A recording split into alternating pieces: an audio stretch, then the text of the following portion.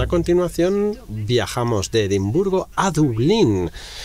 Se trata pues de una continuación de lo más apropiada y es un auténtico placer para mí invitar a mi amiga y colaboradora desde hace mucho tiempo, a la doctora Anna McSweeney, que es profesora adjunta en el Departamento de Historia del Arte y Arquitectura del Trinity College de Dublín, especialista en el arte y la arquitectura de Al-Ándalus y del norte de África, con especial atención a la Alhambra, el arte islámico en España y la circulación de objetos e imágenes entre culturas. Es doctora por la School of Oriental and African Studies, SOAS, en la University of London, con una tesis dedicada a la cerámica de Paterna en la España mudéjar. Por lo tanto, conoce la región y la historia ceramista. Y antes de llegar a Trimesty, pues ha ocupado puestos de investigación y docencia en la Universidad de Sussex, el Warburg Institute. No voy a intentar pronunciar el proyecto de investigación en el que estuvo participando, y el Forum Transregional Studien de Berlín.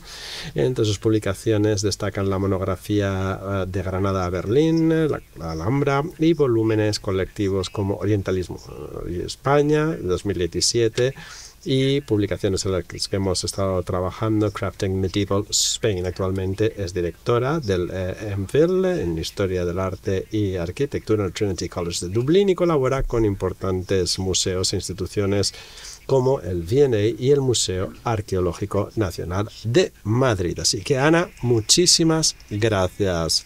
Muchas gracias. Thank you, Mariam, for the introduction, y muchas gracias al museo por invitarme aquí. Es un placer poder volver a Valencia. Hace 15 años que no he estado aquí, pero tengo memorias muy buenas de mi estancia aquí. Long time in Valencia, but I have fond memories. Voy a expresarme en inglés, pero me pueden preguntar en español. Espero que mi español sea comprensible para ustedes. Hoy me gustaría referirme a algo relacionado íntimamente con las colecciones de cerámica española en Londres, así como en Edimburgo, que disfrutamos en Dublín, en el Museo Nacional de Irlanda, en esa ciudad. Y quiero contarles un poco cómo han venido a coleccionarse, cómo han llegado a ser, cómo se adquirieron estas importantes colecciones de cerámica. Me gustaría también referirme a dos pequeñas colecciones cerámicas en Irlanda, fundamentalmente para mostrarles y que ustedes me digan a mí qué son, porque lo desconozco. Y mi perspectiva es la de profesora en Historia del Arte.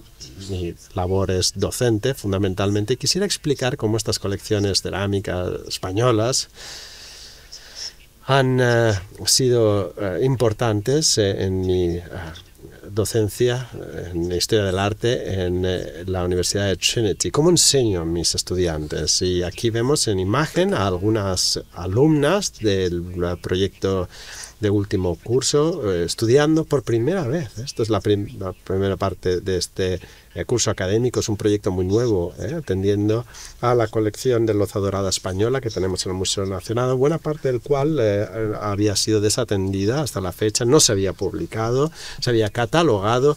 No obstante, era muy somera la catalogación de la década de los 80. Tenemos información muy elemental de estas piezas. Se trata de 30 objetos cerámicos en la colección, y se trata de una combinación de los siglos XV hasta el XX con los alumnos. Bueno, ellos han estudiado la colección para entender la procedencia, la historia y su vínculo con objetos de otras colecciones, y tuve la enorme suerte de poder invitar a colegas, a compañeras como Mariam y a otros estudiosos de centros del Reino Unido para venir en un día de estudio para estudiar arte islámico en Irlanda. Venir a Irlanda y estudiar la colección en el Museo Nacional a fin de entender mejor lo que tenemos, no solamente de artefactos cerámicos, sino de otros objetos también. De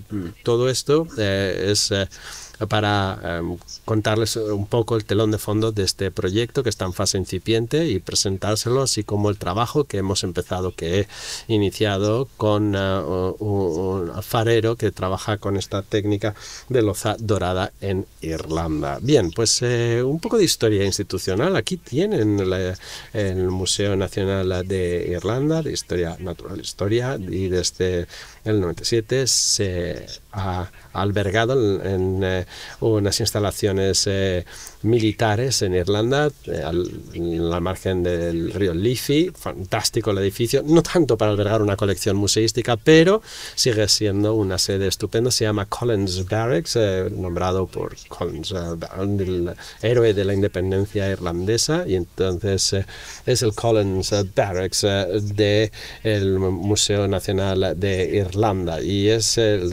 Museo de Artes Decorativas. Tenemos uno de Historia Natural y una colección arqueológica, además de una de objetos folclóricos. Son distintos museos que formaron parte de uno solo, que se fundó en Dublín y se fundó de la sociedad, la Real Sociedad de Dublín, y es parte de las historias del V&A y del británico, porque al igual que Edimburgo, el museo en Irlanda, el museo que se llamaba de Ciencia y Arte, se fundó como una rama del Museo de South Kensington. Entonces emerge de la Real Sociedad de Dublín, fundada en 1731, y la Real Academia Irlandesa, fundada en 1785, tras la gran exposición industrial Dublín, que se celebró en 1853, y hubo otras exposiciones mundiales, universales, en aquel entonces. Y en 1877 se aprobó una ley, que es la Ley del Museo de Ciencia y Arte en Irlanda, para constituir el Museo de Ciencia y Arte, como decía, digamos, como consecuencia del Museo de South Kensington. Y esencialmente la colección se hizo con el modelo South Kensington, de comillas, dirigido por Sir Henry Cole, lo que se refiere a las adquisiciones, a la exposición y el diseño. Entonces, cuando Félix vio la imagen, la fotografía del interior, Edimburgo es muy parecida a la planta, como se aprecia en la parte inferior derecha de 1892, y el interior del Museo de Ciencias y Artes de Dublín. Y tenemos interiores con hierro, dobles alturas, y la planta era un poco a imagen y semejanza del modelo de South Kensington, y por lo tanto se trata de una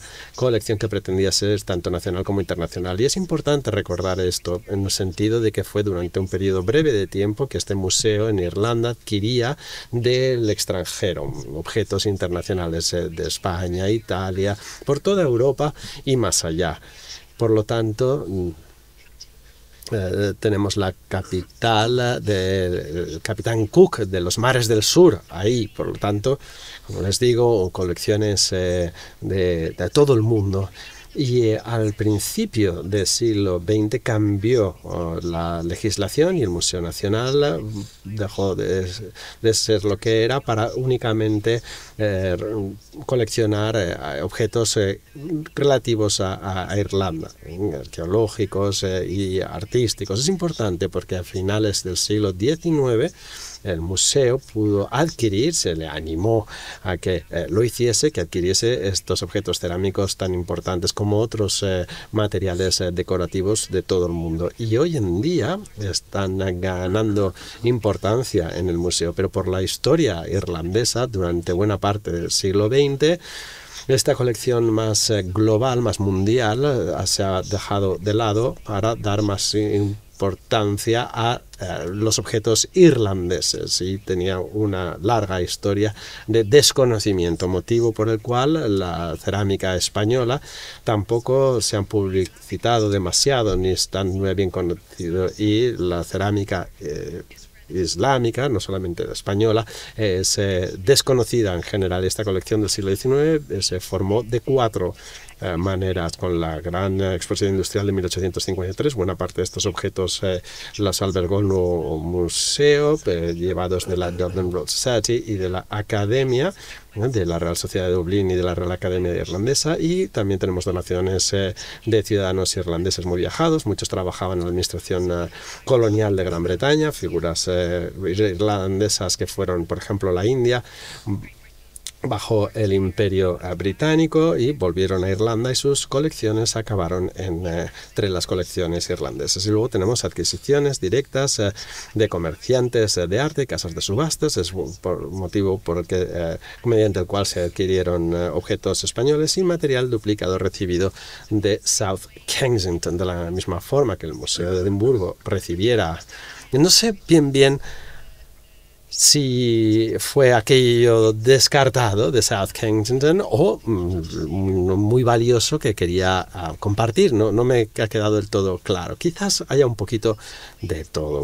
Son las 4 formas en que se formó la colección. 1877 se funda el Museo de Ciencia y Arte, muy vinculado, como se ve aquí, con el Museo de Kensington. Vemos la fachada en la parte superior derecha, diseñado por un irlandés, el Museo de Edimburgo en la parte superior izquierda, y el de Dublín, que inicialmente se ubicó en Leinster House, una mansión que ahora es sede del Museo Irlandés y que se colocó así a finales del siglo XIX. Y la intención era muy parecida a la del establecimiento de los museos de Edimburgo y South Kensington. Así el pueblo irlandés podría aprovechar este movimiento para disfrutar de las artes decorativas. Era para la mejora de las artes, de la cultura y de la industria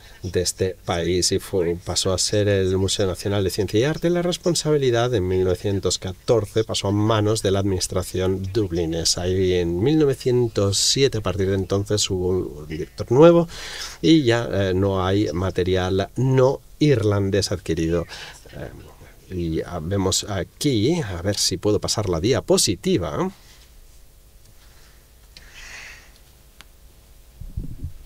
No sé por qué no me pasa.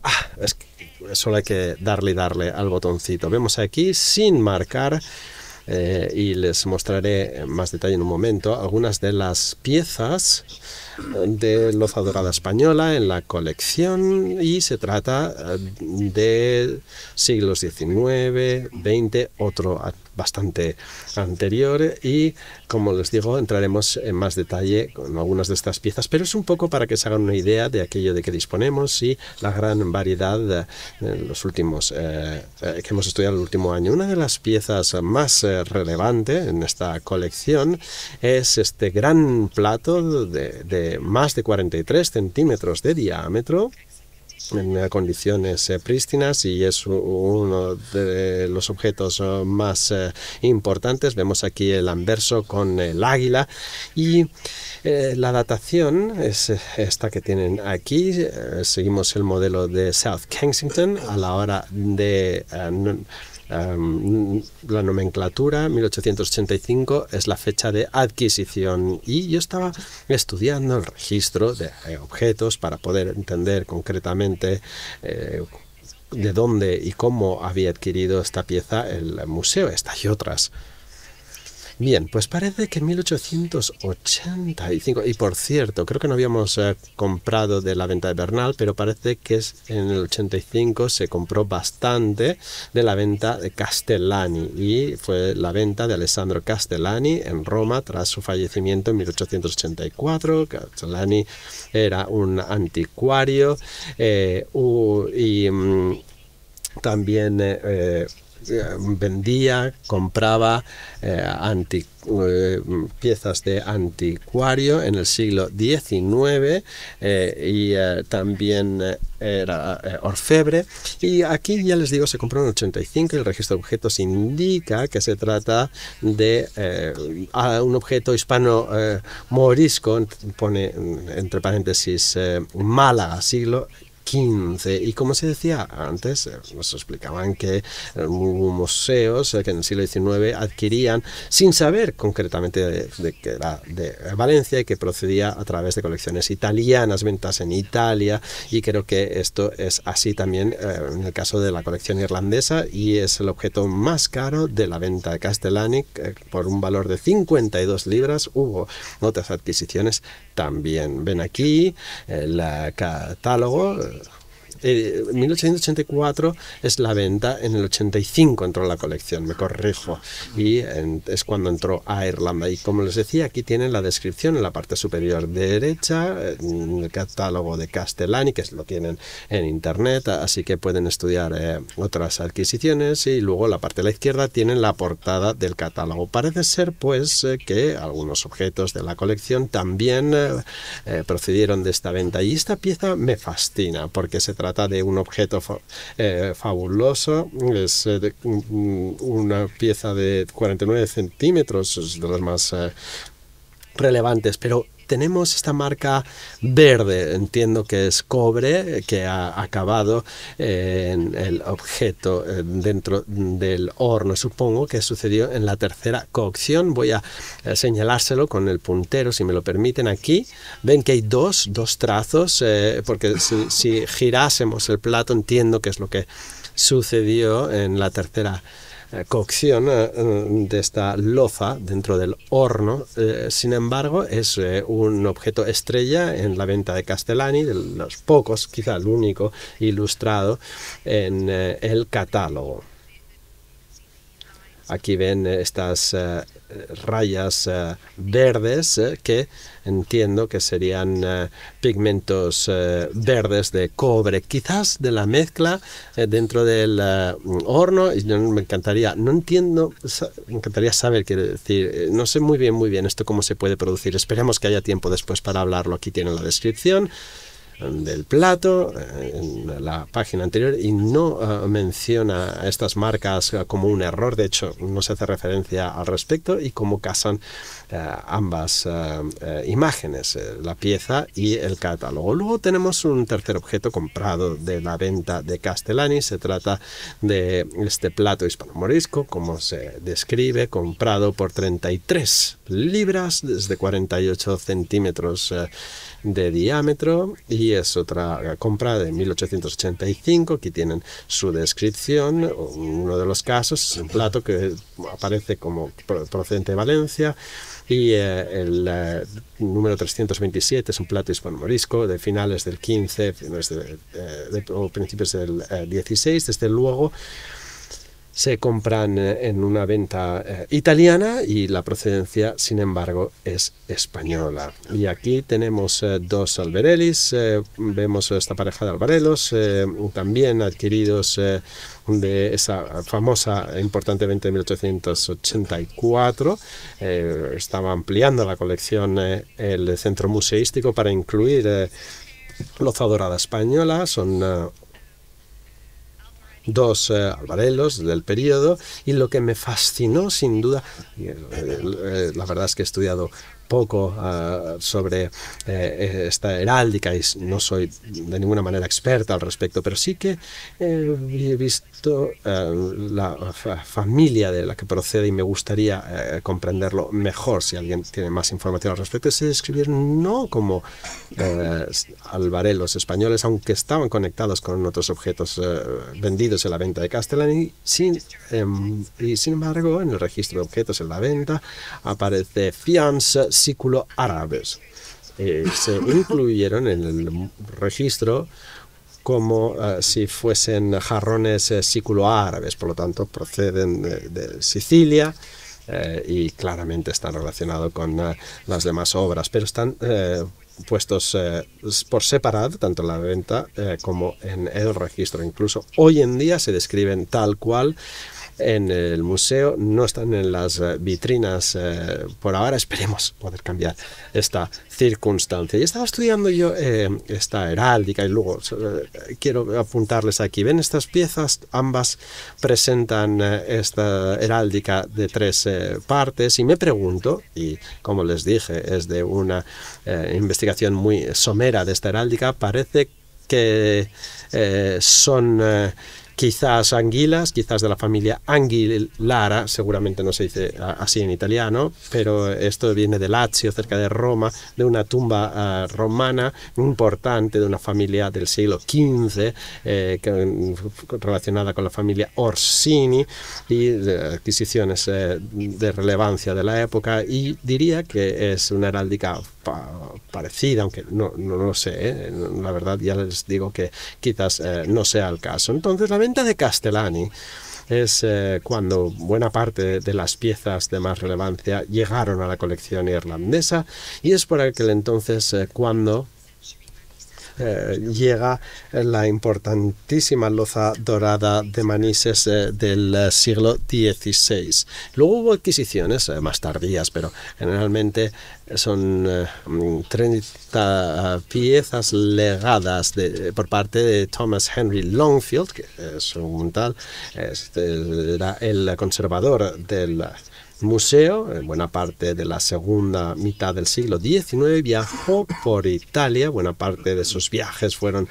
por este país, y coleccionó también en Alemania, y es probable que lo que legara al museo en 1909 son objetos coleccionados en sus viajes italianos. No sé si vino a España, quizás sí que fuera el caso, pero su legado llama la atención este jarrón de la Alhambra, y está descrito en el registro como en el estilo hispano-moresco, inglés moderno, entre signos de interrogación, probablemente obra de Morgan de Fulham, el ceramista, el alfarero, que estaba haciendo réplicas con loza dorada en la Gran Bretaña de la época. Pero yo lo pongo en duda porque no he encontrado objetos similares en el género de Morgan con el tipo de materiales que creaba, y para mí yo diría que es más la Ceramo, aquella que era una reproducción que se llevaba a cabo aquí en Valencia, y no me he podido resistir a poner esta foto que me tomó Mariam en 2009 cuando fuimos a visitar la fábrica La Ceramo en su exterior, y para entender esta producción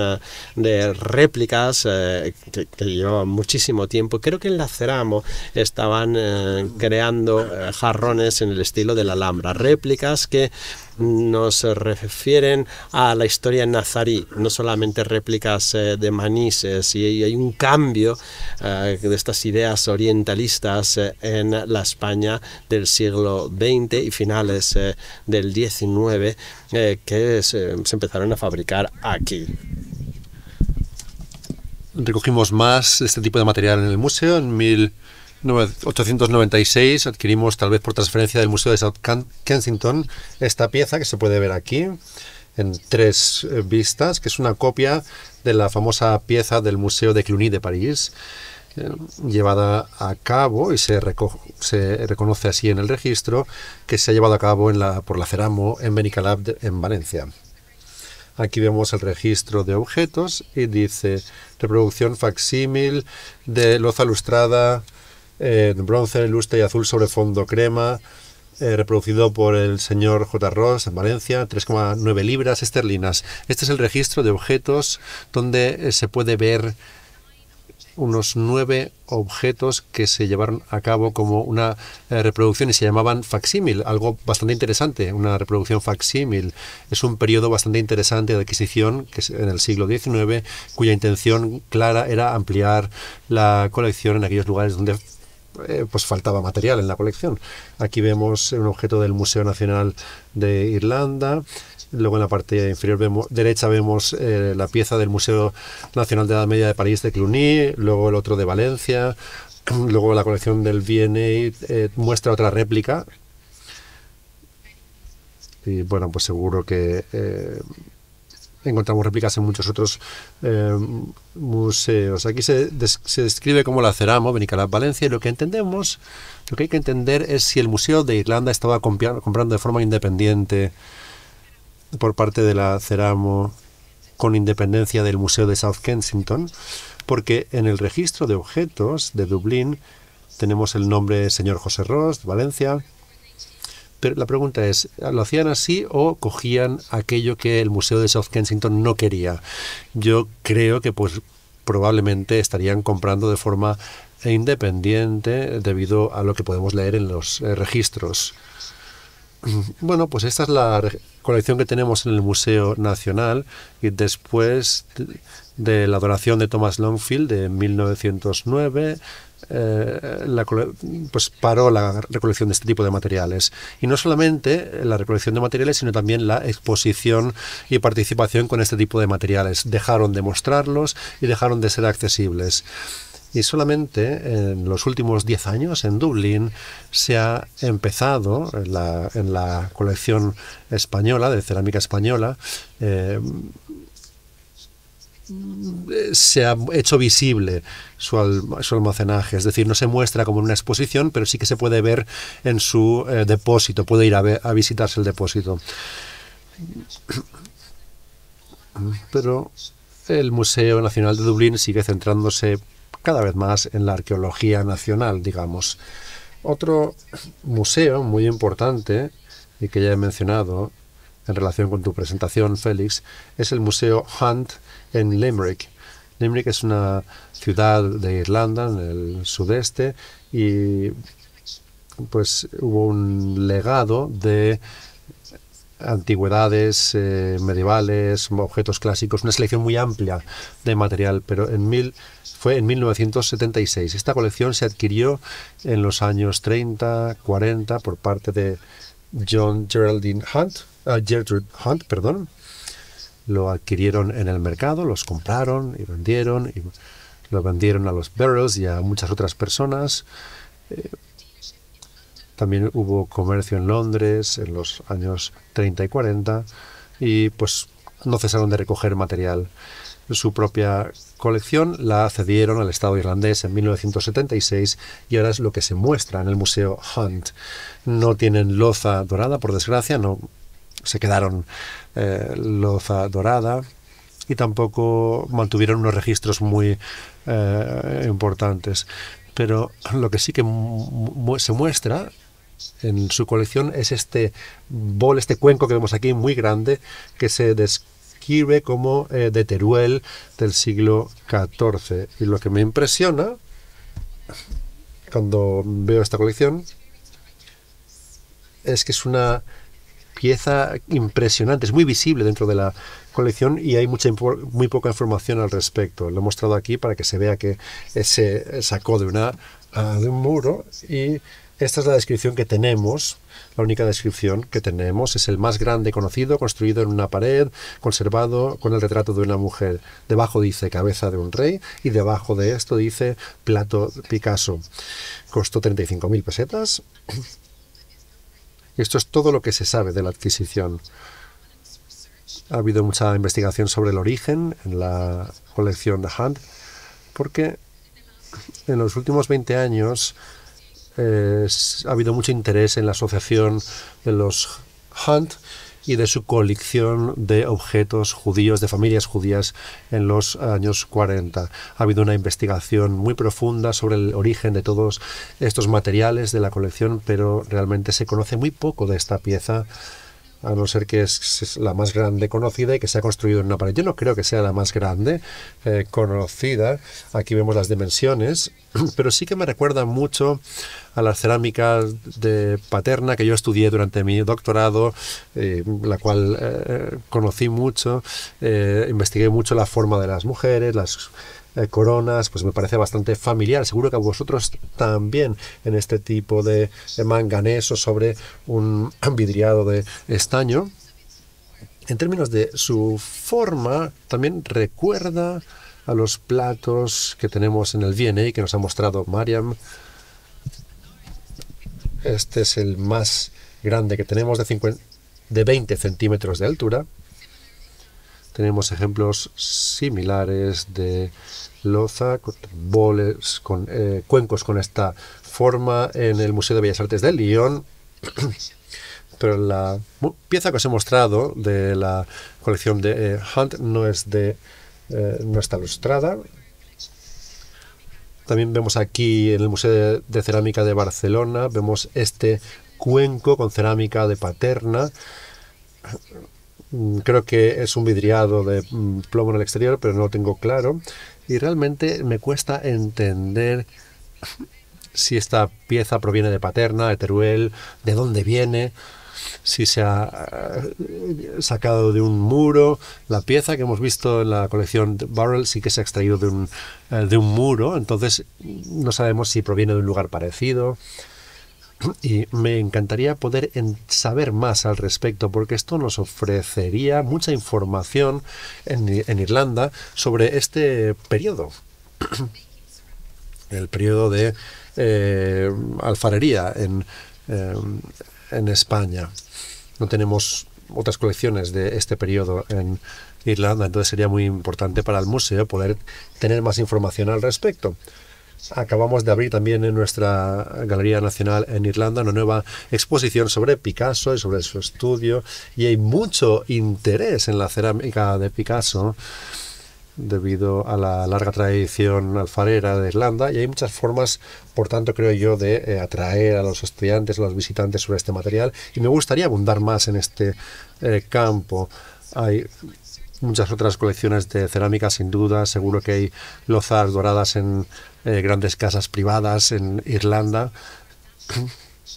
pero como parte de nuestras colecciones nacionales, pues también tenemos esta otra colección que la incluyo solamente porque me gustaría abundar un poco más en la información sobre el siglo XVIII, la cerámica del siglo XVIII. Esta fue una donación a la Galería de Arte Crawford, que está en Cork, en el sur de Irlanda, y se legó en 1919 por parte de Joseph Stafford Gibson, quien había vivido en Madrid durante 40 años y había viajado mucho alrededor de España y estudió mucho.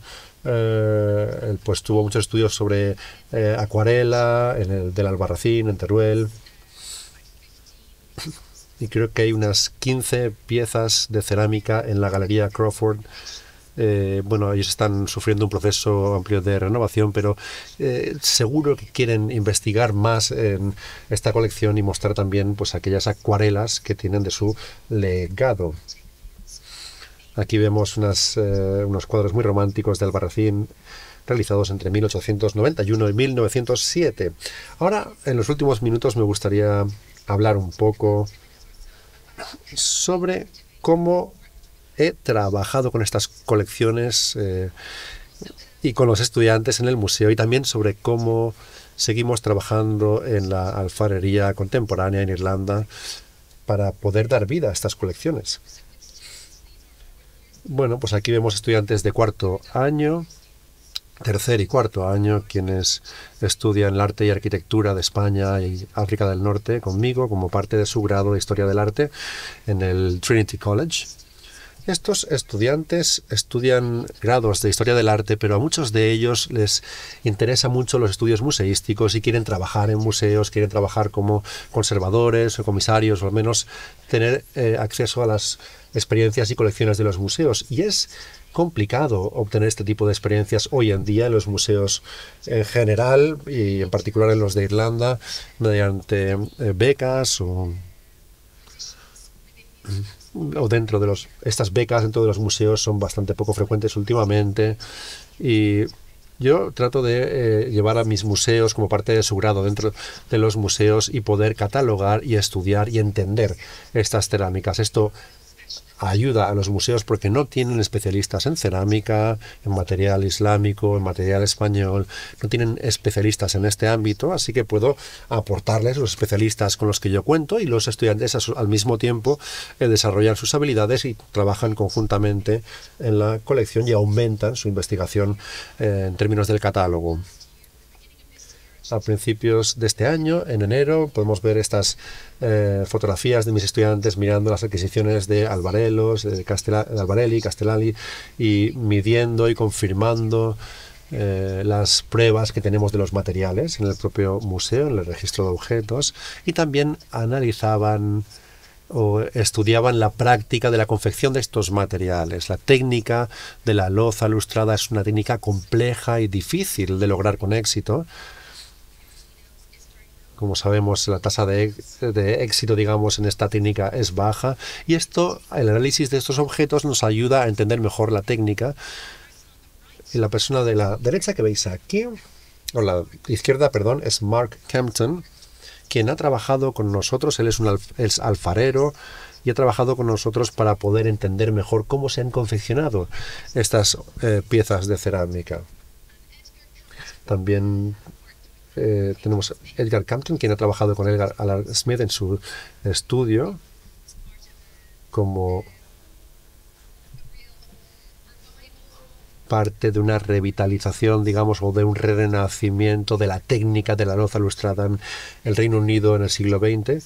Edgar Campton ha trabajado con esta técnica de loza lustrada, y su hijo vino a Irlanda y devino alfarero en Kilkenny hace unos 30 años y estableció allí su taller de alfarería, y ahora hace loza lustrada. Allí podemos ver en la parte izquierda dos de las piezas del Museo Nacional de Irlanda, y en la parte derecha dos albarelos que Mark Campton ha hecho recientemente. Las expuso en 2024 y estas dos piezas eran parte de su exposición.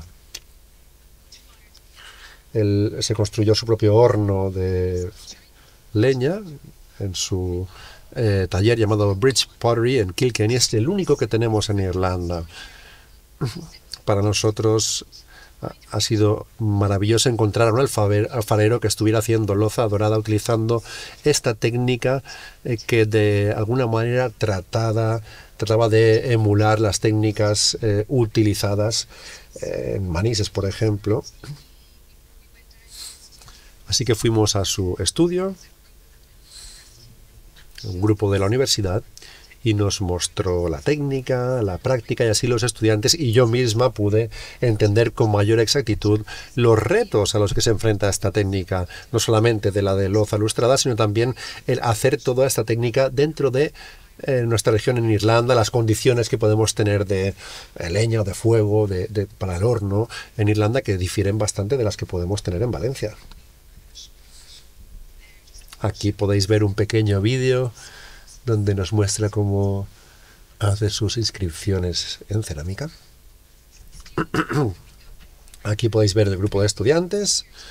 A principios de este año fuimos a su taller y nos mostró los distintos tipos de leña que utiliza y sus recetas. Y fue una manera de traer a la vida esta colección que de otro modo se quedaría en una habitación cerrada del museo, y estos estudiantes, muy entusiastas sobre ello, pueden de alguna manera conectar con la tradición y de alguna manera traerla de otra vez a la vida. Espero que este proyecto continúe conectando la cerámica hispánica de Dublín con otras colecciones que se crearon durante la misma época en todo el Reino Unido. Creo que puede ser interesante entender de dónde vienen todas estas obras de cerámica y hablar con alfareros actuales como Arturo Morá y ver lo que están haciendo actualmente. Pues muchas gracias. 5 minutillos. Muchas gracias, Ana. Ha sido maravilloso. Fue maravilloso pues reunirnos en Dublín en Dublín en junio. En términos de las adquisiciones, hay una relación entre el V&A y Dublín y Edimburgo, y creo que para ello va a ser muy útil que vengas a ver los archivos del V&A, porque yo no he analizado todo esto en mucho detalle, pero cuando analizo distintos tipos de objetos y veo las distintas recomendaciones, recomendación para Edimburgo, para Dublín, pues sería interesante entender todas estas relaciones. ¿Hay alguna pregunta por parte del público? Quería decir que en Oxford tenemos documentos de Robinson y Falkland. Tenemos una copia anotada de Falkland del catálogo de venta de Castellani. Creo que está allí pues el nombre del V&A. Pero hay que leerlo bien. Hay que ver si en los documentos de Robert hay algo escrito sobre sus recomendaciones para Dublín. No lo sé. Yo recomendaría para los estudiantes, tengo un recuerdo vívido de hace 30, 40 años, cuando de ir a visitar un taller de alfarero y pues finalmente poder hacer una cocción, y me impresionó todo el trabajo laborioso de limpiar la loza dorada. Creo que sería maravilloso, es algo maravilloso que haga, para que entiendan los estudiantes. Es muy gratificante poder entender este proceso. Sí, sí, él nos mostró sus piezas que todavía no se habían limpiado y fue realmente emocionante el ver si realmente funcionaba el lustre o no funcionaba, el ver que no todas las piezas realmente acaban teniendo el lustre de forma adecuada. Sí, esta incertidumbre es muy emocionante. Bueno, aquí el alfarero nos dijo que no era tan emocionante, que él prefería poder controlarlo todo, pero para nosotros sí que lo era. ¿Hay alguna otra pregunta? Félix tiene una pregunta o un comentario. Sí, también ha sido muy fascinante ver las similitudes en la construcción de la colección entre Edimburgo y Dublín. Podemos hablar más de ello después, pero me ha gustado mucho tu presentación en términos del trabajo que haces con los estudiantes. Has dicho que estas obras de loza dorada española no son accesibles para los visitantes, y aún así a los estudiantes les entusiasma mucho.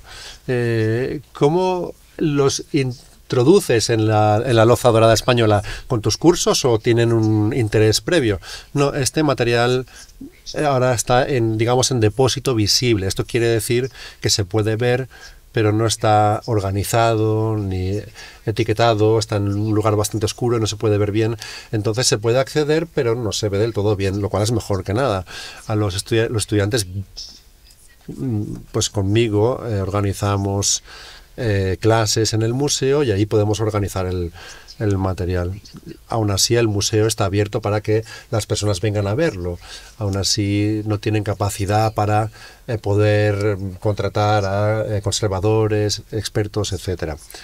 Pero bueno, a mí me encanta la cerámica, así que me encanta ir y jugar con ellos en mis clases, con mis estudiantes, y que puedan ver estas piezas en sus clases. Bueno, en muchos museos del Reino Unido y de Irlanda hay colecciones fabulosas, pero no hay conservadores ni comisarios especializados en este tema. Entonces, es una situación un poco desafortunada. But do students...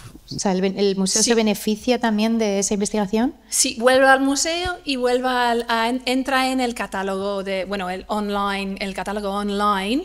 Esa información que sacan del estudio de las cosas, de la cerámica, entra en el catálogo y entra al conocimiento de estas piezas. Sí. Es útil para el museo también.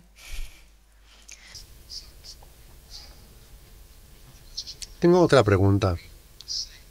En la gran venta de Christie's hace unos años, había una vasija con alas donde el catálogo catalogaba como falsa. Para mí no me parecía falsa, pero se registró por primera vez en 1865, así que me pregunto cuándo empezó a hacer la Ceramo, empezó a hacer este tipo de piezas, porque podría confundirse las fechas. En los años 90, 1890. Entonces, el 69 es una fecha demasiado temprana para que alguien en Manises pudiera hacer piezas falsas. Había otras personas copiando loza dorada en aquella época. Bueno, en el V&A tenemos ciertas adquisiciones de 1880 que eran una especie de reinterpretación, digamos. Pero en los 60 creo que es un poco demasiado pronto.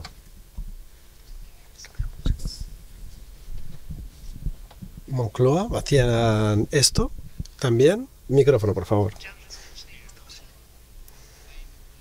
Bueno, a finales del siglo XIX hubo algunos talleres antiguos, la Moncloa, y aquí en Valencia también.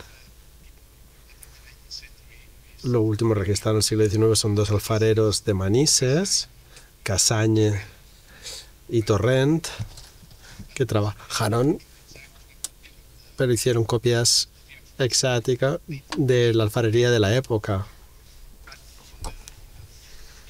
Pero a mediados del siglo XIX tenemos la fábrica de González Valls,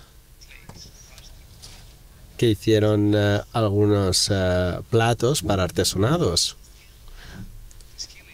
Entonces las habilidades existían, pero el interés de copiar comenzó al final. ¿Cuándo exactamente? Pues no lo sabemos. Quizás como respuesta a que museos quisieran adquirir reproducciones. No. Bueno, yo creo que es un movimiento que empieza con el alhambrismo a finales del siglo, porque en el último cuarto del siglo XIX tenemos ejemplos. Sí, tenemos también en Francia, Cantagalli también, Cantagalli. Micrófono, por favor. 1880 por ahí, esa década. Bueno, pues había personas, pero yo no he visto ninguna imagen. En Massy, en el sur de Francia. ¿Alguien quiere contarme sobre la pieza de Teruel, esta que pone Teruel o Paterna? ¿Qué pensamos? Hay una pregunta también sobre estas gotas, pero no hay volitrización. El reflejo metálico. Quizás los platos están cocidos al revés en una estructura metálica y quizás es el soporte que quedara contaminado por algo de cobre. De ahí que llegaran estas rayas. Durante la cocción de la parte del lustro, cuéntenos.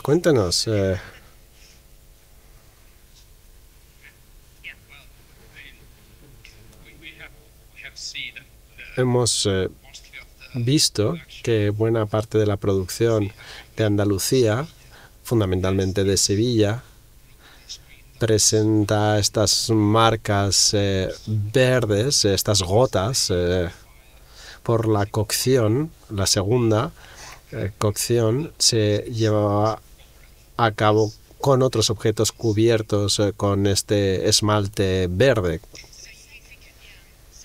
O sea que es la segunda cocción. Entonces es blanco con las marcas verdes y se sigue convirtiendo en loza dorada. Pero la manera en que han caído estas gotas para mí sugiere que se coció a 45 grados con un objeto por encima y cayó, goteó sobre esto. ¿Hay evidencia de que quizás se cociera en un ángulo de 45 grados? Bueno, está probado. Como se cocía, a veces así, a veces era en horizontal. Las gotas tienen distintas direcciones según qué objetos. Si cueces a 900 grados para conseguir el esmalte de plomo, desaparece el lustre. Entonces tiene que ser antes de la cocción para darle lustre. ¿A alguien? Pues tengo un comentario. Decía que la tradición de cerámica como ornamento en la fachada de las iglesias está en la parte occidental de Italia y en España también, porque muchos coleccionistas victorianos coleccionaban de templos en Pisa y otras iglesias. No sé si han visto en el Gran Corpus de Puccini. Sí, pero es que no hay objetos como este. Gracias, por cierto, porque efectivamente está relacionada con esta tradición, pero tenemos en San Francisco de Pina de Ebro una edificación con muchos cuencos en la fachada. En Valencia No, no, no. Está cerca de Zaragoza. Tina de Ebro. Y esta tarde veremos algunos fragmentos de esto en Manises. Parecida la decoración. Entonces diría que es de Manises. Micrófono, por favor. Sí. Hay que tener en cuenta también que este cuenco tiene un vidriado o tiene trazas de vidriado o no. Al revés. Es difícil verlo porque está muy Deteriorado. Sí, deteriorado. Y detrás creo que no tiene. Bueno, no, detrás no tiene ninguno. Pero estos cuencos, aparte de ponerse en los muros, que eso tiene un excesivo grosor, altura, quiero decir, para meterlo en un muro, no es como otros platos planos, se gastaban también como fuentes, como recipiente de agua. Entonces seguramente habrá estado encastrado en un muro, pero en un muro no pared, sino un muro, horizontal. Sí. Interesante, por eso en el museo en Lyon se llama baptismal font. No de bautismo exactamente, sino de agua. Eso en Andalucía es muy corriente. El agua rebasa luego. Sí. No tienen ajuero en el centro, a veces sí, y hay un tubo para evacuar el agua, y otras veces el agua simplemente rebasa. Sí. Sí. Gracias.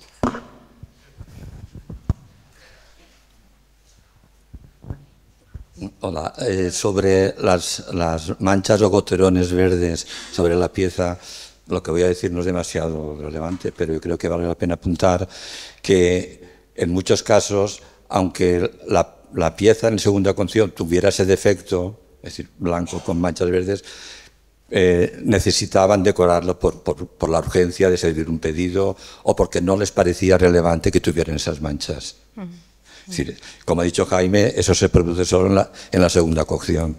Vale, gracias. Pero que podía ser simplemente como pasaba antes en el plato que tenía la heráldica completamente borrada. Es decir, que tenían la pieza hecha y dijeron, pues vamos a continuar, aunque el motivo principal, el objeto, que la heráldica no fuera irreconocible.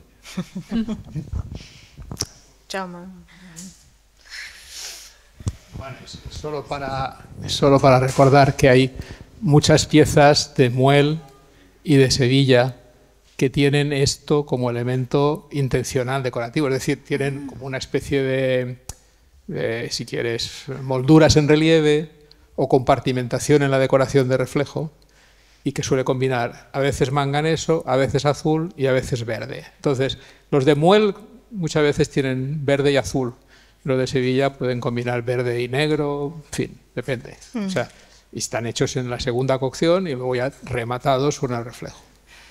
Pero de aquí, de Manises, ¿no has visto esta mezcla de...? No, aquí en Manises, esa decoración verde y lo que sea, con reflejo, yo no he visto nada. Entonces por eso te digo, esto es de... Yo creo que esta es sevillana, pero es de muy buena calidad.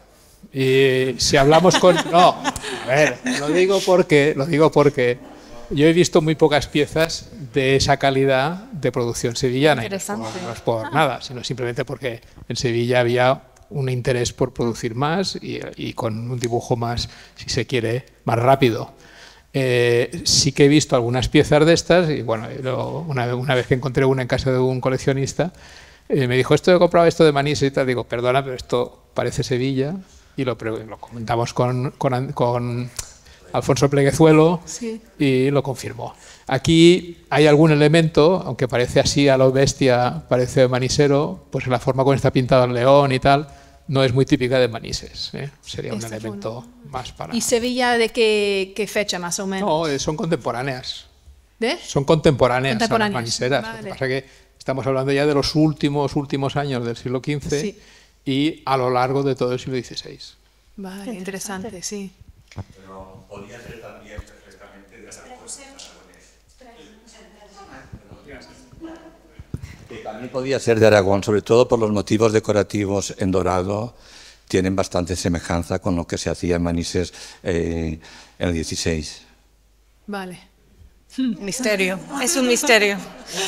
Sí, porque luego en Manises, como ha dicho Jaime, las manchas o vertidos de verde no aparecen. Yo no lo he visto nunca. Sí, Copia. Es que a veces pensamos que, a ver, lo que ocurre con el tema de la cerámica es que cuando se abre un mercado y sobran alfareros, esta gente se va a trabajar fuera. Tenemos pruebas de esto con Echimeno de Mislata, que va a trabajar a Barcelona, y es el inicio de la producción de loza ahora de Barcelona. Eso ocurre ya en el siglo XV. Es decir, es que ese movimiento de gente formada, pues a lo mejor un taller que tiene 2 hijos que sacan buen provecho del trabajo, pero solo uno puede quedarse en Manises para continuar el trabajo, el otro tiene que buscarse trabajo fuera. Y si existen mercados donde hay un interés por esa producción, pues se instalan allí. Sí, como Mark Campton en Irlanda, que Alan Cage Smith. Alan Cage Bueno, Smith, ¿should we seguir? Seguimos, ¿les parece? Muy bien, muchísimas gracias.